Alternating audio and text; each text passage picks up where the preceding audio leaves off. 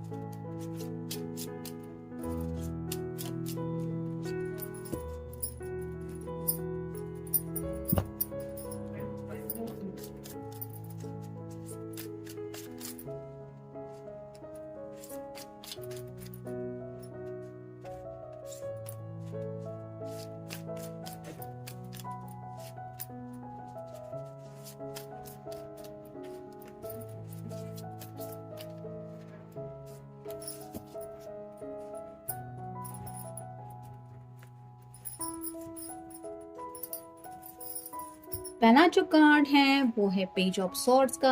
Air sign Gemini, Libra या फिर Aquarius.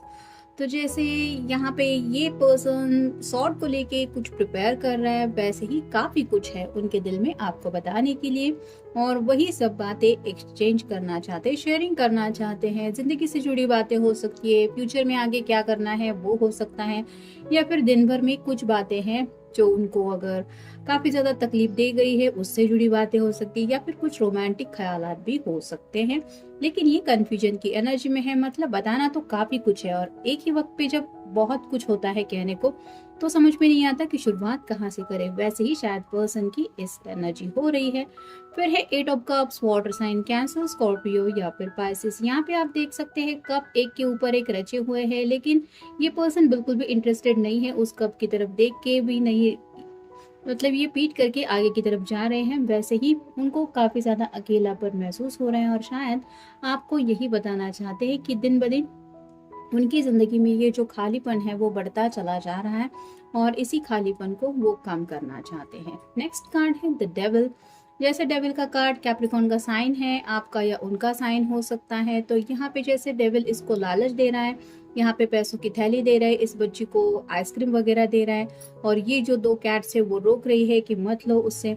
वैसे ही आपके जो पर्सन है उनके दिल में शायद ऐसे कुछ जज्बात उमड़ रहे हैं जो वो एक्सप्रेस करना चाहते हैं, और कहीं ना कहीं उनको ऐसा लग रहा है कि मे बी ये आपके बारे में काफी ज्यादा पैशनेटली सोचते हैं, या फिर आपकी तरफ काफी ज्यादा अट्रैक्टेड है, जिसकी वजह से उनको लगता है थोड़ा सा फ्लर्टिशियस एनर्जी में अपने दिल के जज्बात कहने में बुराई ही क्या है। लेकिन उनका दिल कहीं ना कहीं उनको रोक रहा है कि ये सही नहीं है, तुम ऐसा मत करो, और शायद इसी दुविधा की वजह से ये आपको बता नहीं पा रहे। जरूरी नहीं है कि बहुत कुछ मतलब ऐसा कहेंगे जो आपको बुरा लगेगा, लेकिन कुछ ऐसी बातें हैं जो पैशनेटली आपके बारे में सोचते हैं। दिन रात शायद उनके दिलो दिमाग में वो ख्यालात होते हैं, और वही बातें शायद आपसे कहने का इनका मन तो करता है। जैसे यहाँ पे ये ज्वालामुखी है, और ये अभी पता चल रहा है कि यहाँ से ये मे बी कभी भी यहाँ से ज्वालामुखी का जो है वो लावा गिर सकता है। वैसे ही आपके जो पर्सन है वो काफी ज्यादा अंदर ही अंदर मतलब खुद के जज्बातों को कंट्रोल करने की कोशिश कर रहे हैं, लेकिन दिन ब दिन उनके पैशनेट थॉट से वो बढ़ते चले जा रहे हैं, जिसकी वजह से मे बी ये काफी ज्यादा डिस्टर्ब रहते हैं, और शायद ये बातें आपके अलावा और किसी से भी ये शेयर नहीं कर सकते, ऐसी बातें हैं।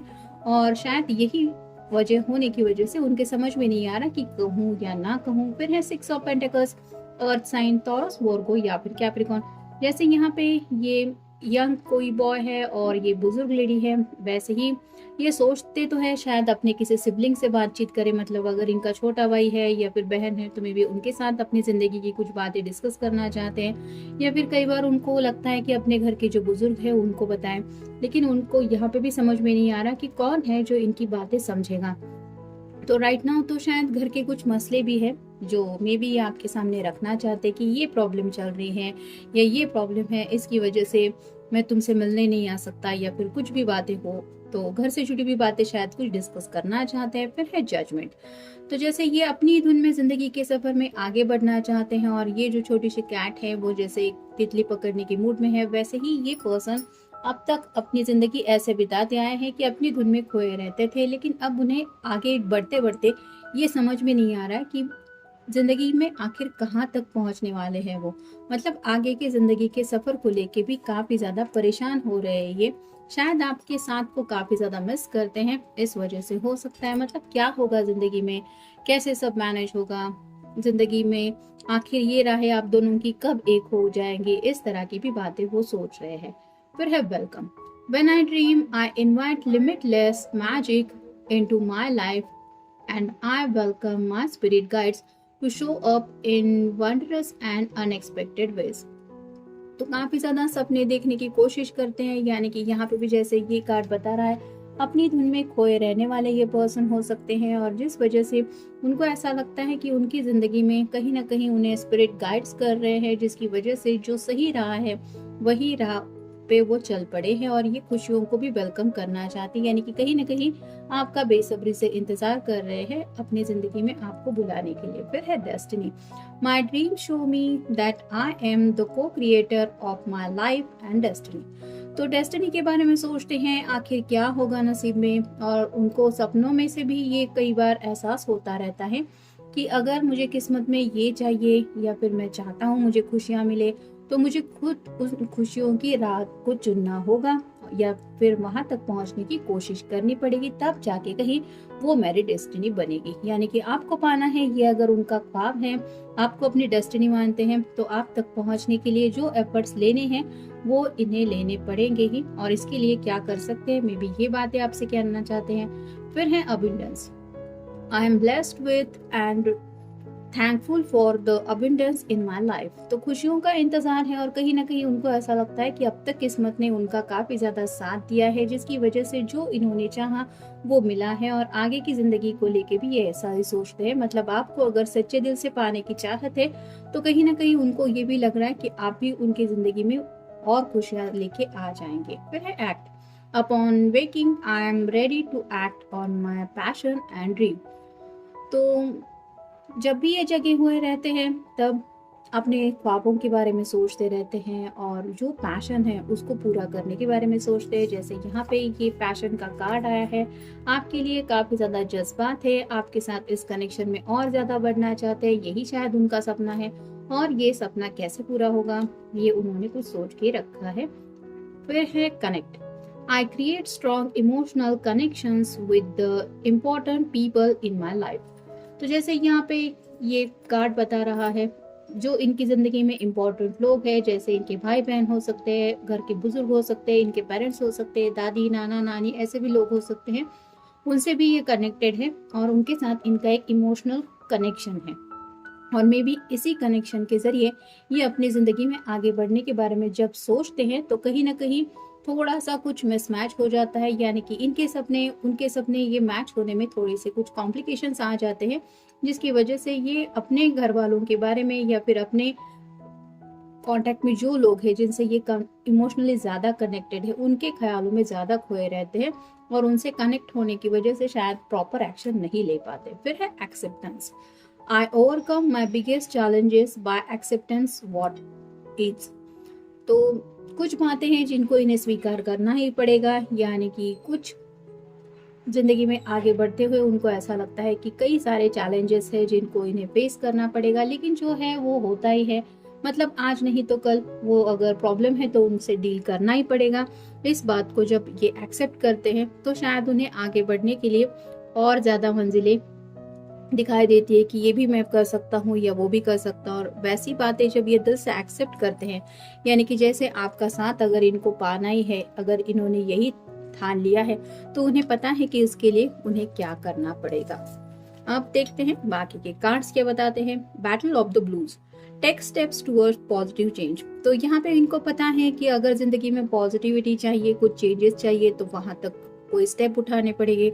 यानी कि कहीं ना कहीं शायद ये आपको भी पूछना चाहते कि क्या तुम मेरे साथ जिंदगी में आगे बढ़ने को तैयार हो। मतलब मुश्किलें तो है, लेकिन जैसे अगर घर वाले नहीं मान रहे, उसके बावजूद भी क्या तुम मेरा साथ देने वाले हो या देने वाले हो, इस तरह के जज्बात है इनके दिलो दिमाग में। फिर है confrontation, pick your battles wisely. तो यहाँ पे ये कन्फ्रंटेशन चाहते हैं, यानी कि आपके सामने कुछ बातें कन्फेस करना चाहते हैं और साथ ही साथ आपको शायद ऑप्शन भी देना चाहते हैं, या तो तुम मेरे साथ जिंदगी में आगे बढ़ो या फिर अपने घर वालों की बात सुन के अपनी मर्जी से जिंदगी गुजारो। तो शायद आपकी तरफ से कोई आंसर ये एक्सपेक्ट कर रहे हैं। फिर है new beginnings, begin your new life.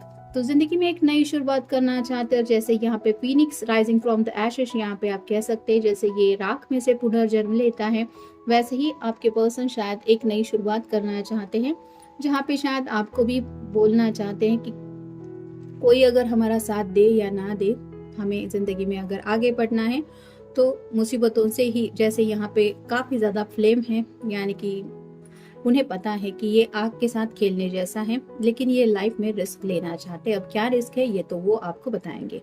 फिर है competition, summon courage and self confidence confidence. तो अगर घर वालों का सामना करना है या फिर जिंदगी में जो भी रुकावटें आ रही है उनको डील करना है, तो कहीं ना कहीं करेज की बात तो आती है, हिम्मत से काम लेना पड़ता है, साथ ही साथ खुद के ऊपर इतना भरोसा भी होना पड़ता है कि मैं इन मुसीबतों से डील कर सकता हूँ।